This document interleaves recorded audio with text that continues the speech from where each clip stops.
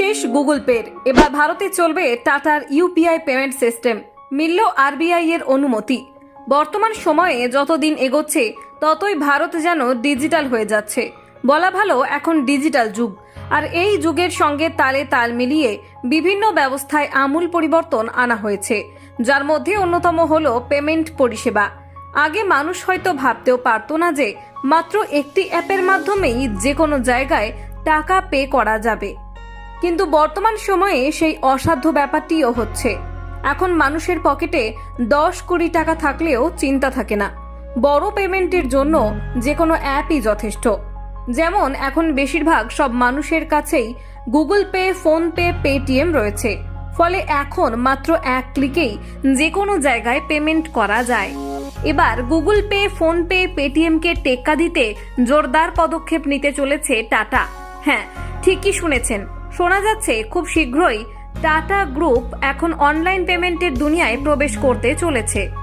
বড় কথা হলো টাটা পে 1 জানুয়ারি ভারতীয় রিজার্ভ ব্যাংকের কাছ থেকে অ্যাগ্রিগেটর লাইসেন্সও পেয়ে গিয়েছে, অর্থাৎ এখন প্রতিষ্ঠানটি ই কমার্স লেনদেন করতে পারবে।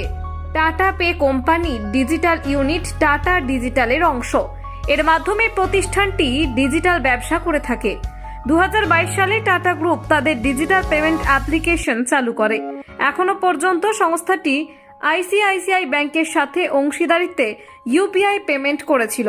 সেই সঙ্গে প্রযুক্তি নিয়ে নতুন কৌশলও তৈরি করেছে প্রতিষ্ঠানটি। এটি টাটা গ্রুপের দ্বিতীয় পেমেন্ট ব্যবসা যা সংস্থাটি ব্যবহার করবে।